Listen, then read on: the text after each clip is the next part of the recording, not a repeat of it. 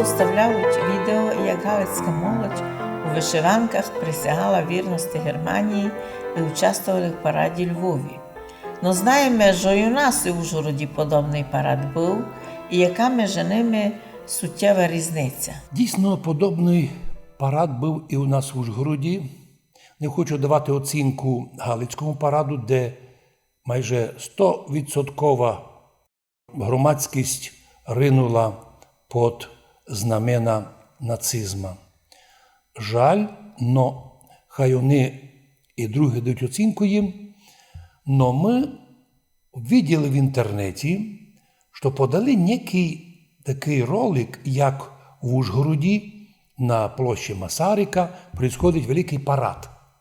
Ну, мол, казали, видите, точно так і русини давалися, готовилися під знамена нацизму. Ні, неправда.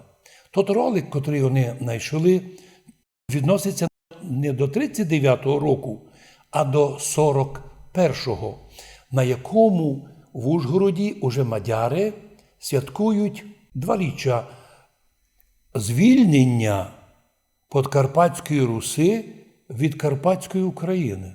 Уви, і такое було. Удивительно.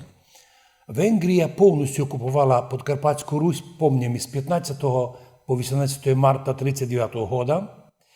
І є думка підтверджена, що 15 марта парламент Сойм Подкарпатської Руси не засідав, видаваємий за Сойм Карпатської України. Само названня неграмотне. Не було Сойма Карпатської України. Був, а ще кіті був Сойм Подкарпатської Руси, то він міг перейменувати державу русинов на Карпатську Україну. Но його не було. Усі дані говорять, що Сойм питався зібратися, але кворума точно не було, бо депутатів не було. Майже половина не було депутатів. А всі правителі Волошинови вже 15 марта розбіглися.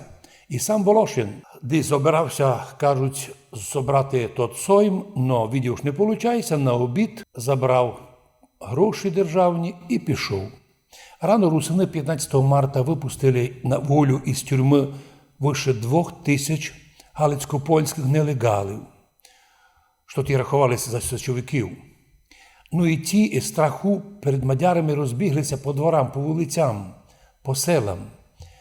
Часть утікала в Румунію, там їх встановили і передали мадярам. Мадяри спочатку усіх їх не стріляли, хіба лише відстрілювався, а забирали всіх уєдно, і як дуже перепужених, перемерзлих біженців, вони їх забрали в'єдно і передали їх жителів Галичини, Польщі, передали їх на польсько-русинській границі, коли вже там вже і мадярська була.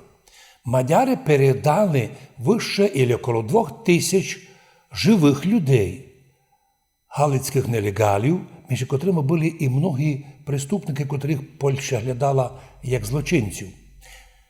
І от, що зробили поляки? Забрали від мадярів своїх же громадян галицьких хлопців і через кожні 300 метрів одводили і по 200 людей розстрілювали. Свої же поляки розстрілювали своїх громадян галицьких нелегалів. Но почому нині многі винять мадярів за оті розстріли? Так, мадяри зробили законно. Чужий народ вернули у другу ту свою державу. Правда, між ними були і уніатські священники, но родом галичани, і вони також були передані полякам. Не знаємо, чи їх розстрілювали, но в будь-якому випадку пустили чутку, що, от видите, і уніатських священників вигнали з українського Закарпаття. Хоча Закарпаття ще не було. Назву ту принесли лише Сталін. Ну, а мадяри депортували тоді іменно граждан Польщі. Кстати, вспомнимо, що многі з них були виновні по попытці силового захвата гражданами Польщі, захвата державної власті від русинів на Подкарпатській Руси. І ще один момент. Після війни, коли Германія програла війну, і Совєтський Союз затребував усіх галичан, котрі були учасники з Галичина, ота дивізія, і других колаборантів, Так американці забрали всіх галичан з воєнними чоботами всіх в Америку, і вони казали, це наші, це граждани Польщі. Вот почому деякі моменти би стоїло знати історикам, котрі так пропускають такі прості вопроси. І ми 15 березня завжди споминаємо, що у той день могло бути создатися Сейм Подкарпатської Руси, но він, вероятно, не состоявся. Но в Америці потім заднім числом придумали йому различні варіанти. Взагалі-то окрема тема.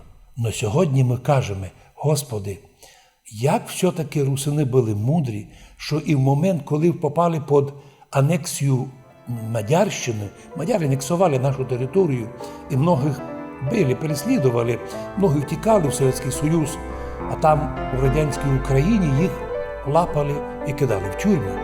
І то було. Но ми, русини, не маємо історичної обіди на ті события. Мати їх треба у виду, но помнити і свої речі називати своїми іменами.